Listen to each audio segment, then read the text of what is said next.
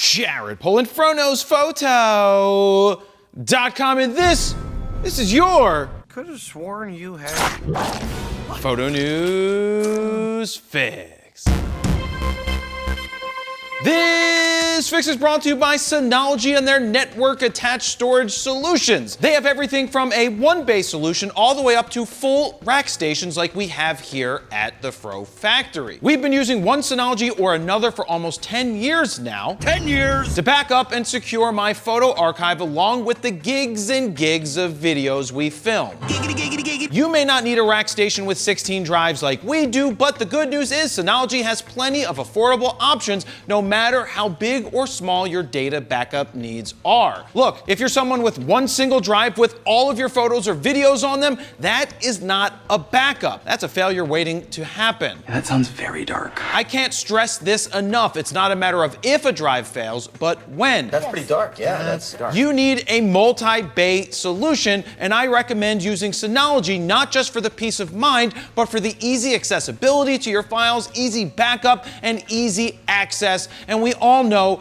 I love easy access. For more information on which Synology is the right one for you, head on over to bit.ly/FroNaz2. First up, it looks like Tamron has dropped another one of those one lens to rule them all for full-frame Sony E-mount bodies. This is a 28 to 300 millimeter f4 to 7.1. Now, when I say one lens to rule them all, you need to keep in mind that there's always a trade-off somewhere. Oh shit, what? And that trade-off comes at the expense of light gathering ability and being a variable aperture lens. There's generally two types of photographers. Now, don't come at me, there's more than two types of photographers, but for this case, it actually matters.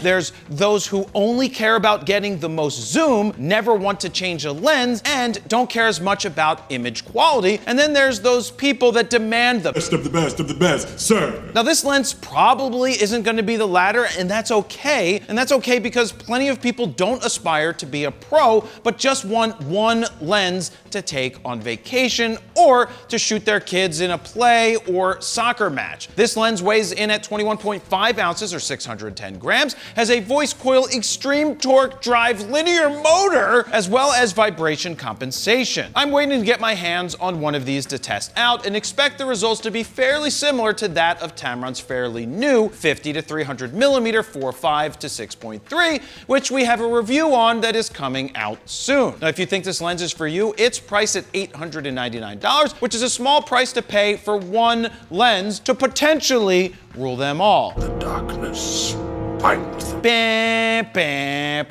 Wrong fairy tale. There's only one return, okay? And it ain't of the king. It might be the best option for those people who think one lens is the answer. What do you think? Let me know down below. Next up, Canon Rumors has shared some patent applications for some potentially unique future Canon RF lenses. There's one for a 400 to 600 f2.8 to f4, a 300 to 600 2.8 to 4.5L, a 70 to 300 f4L, and a 100 to 300 f4L. Now, it's interesting to see designs that Canon's working on for these lenses. Not everyone can afford a 400 2.8, a 600 f4, or a 100 to 300 2.8 like me. That's a joke.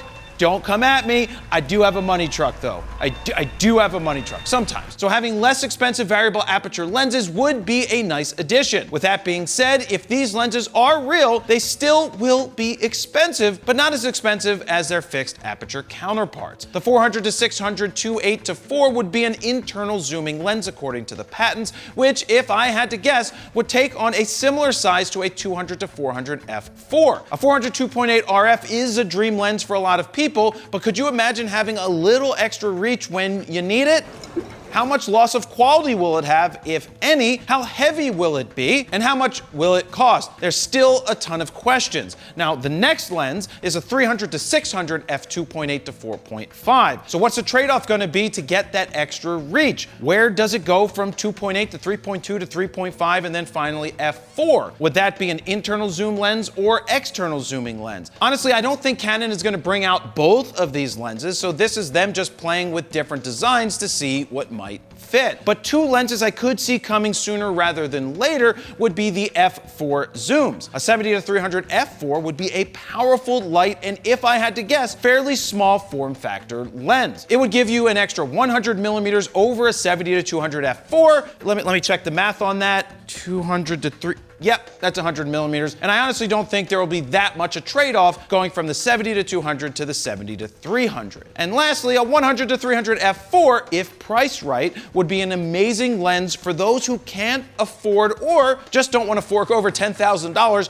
for the size and weight of the 100-300 2.8L. Now, if anybody can pull off unique lenses, it's certainly Canon because they've done it with their RF lineup up to this point, but we'll have to wait and see what they come out with because these are just patent filings. And finally, who doesn't like seeing millions and millions of dollars in camera gear just sitting on shelves, all waiting for Olympic glory? Photographer Jeff Cable took us behind the scenes of Canon Professional Services setup at the Paris Olympics, and I have to say, I don't get it. What exactly don't you get? What's the big deal? It looks like my shelf here at the factory. Right. There has to be millions upon millions of dollars in lenses and bodies just sitting there. You have every single Canon RF lens you could imagine. You have everything from the 10-20 f4 all the way up to the $20,000 1200 millimeter lens. Now that lens is almost impossible to use, though I did get some pretty interesting results when I shot the Phillies last year. The amount of L-mount lenses present is absolutely staggering, but makes sense when there's hundreds upon hundreds of photographers relying on their gear to get the shots. On top of having all these lenses, Canon has a staff of people ready to repair, troubleshoot, and clean your cameras. And by troubleshoot, I mean if you have a problem with your R3, they'll throw it out and just give you another one to work with while they play with the other one. That's not bad at all. Now, when it comes to bodies, there looks to be hundreds of R3s waiting to be played with.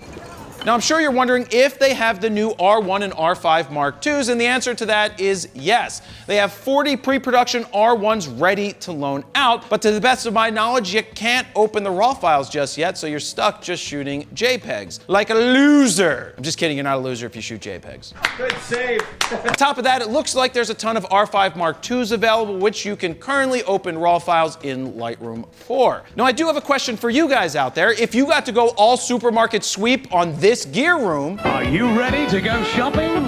what two bodies and what four lenses would you take home with you? Let me know down below. And there you have it. That's your Photo News Fix. Thank you very much for watching. Jared Polin, PhotoNewsPhoto.com. See ya.